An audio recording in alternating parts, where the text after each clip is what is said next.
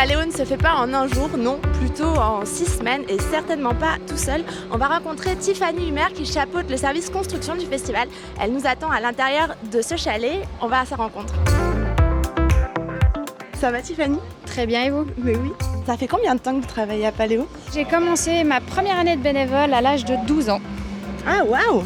Qu'est-ce que vous faisiez? En fait, je distribuais les petits prospectus à l'entrée qui disaient à cette époque-là quel était le programme, la météo du jour et ce genre de choses. Depuis quand vous êtes en responsable du coup de la construction? Depuis 2013. Il y a eu pas mal d'évolutions par rapport à la technologie. On utilise beaucoup plus l'informatique. Le terrain a quand même beaucoup grandi, surtout après Covid.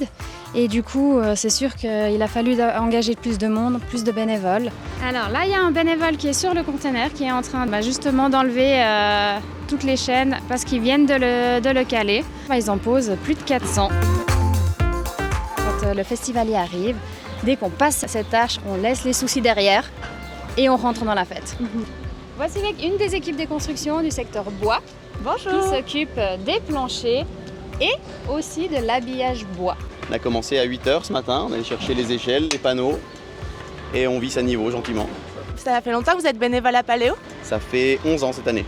Pourquoi vous revenez chaque année? C'est beaucoup trop bien. Toujours à la construction? Toujours à la construction. C'est quoi votre partie préférée? Je pense que c'est le montage. Je crois que je préfère ça plus que le festival. Ah bon, pourquoi? Je sais pas, j'aime bien l'ambiance, c'est différent, c'est plus intimiste. Moi, ça fait 2 ans. J'aime bien aussi le montage, c'est un peu comme une colonie de vacances pour adultes. Ça va faire 5 années maintenant de Paléo. On sait qu'on revient voir des potes, qu'on retrouve chaque année ici. J'avoue que quand il y a 2000 personnes, c'est un peu beaucoup au petit-déj le matin.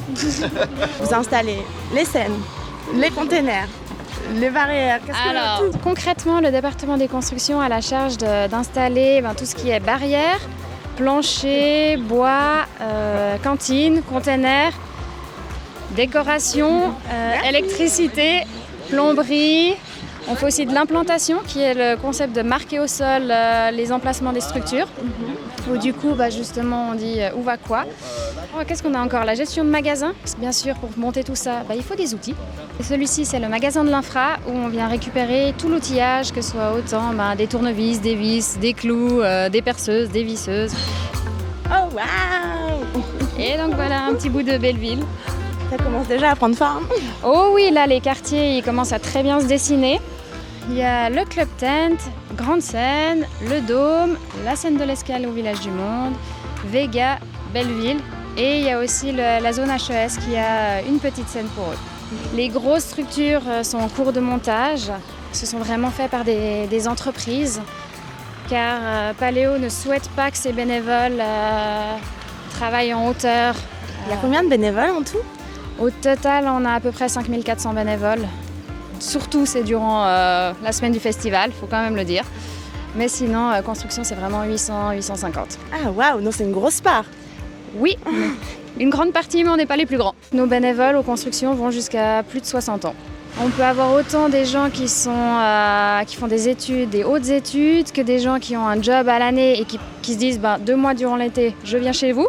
Donc on a vraiment tout horizon, tout milieu, tout âge. On se fait des amis pour la vie. Il y en a certains qui finissent par être mariés avec enfants. Ah. Donc il y a quand même des très belles histoires. C'est facile de trouver des bénévoles?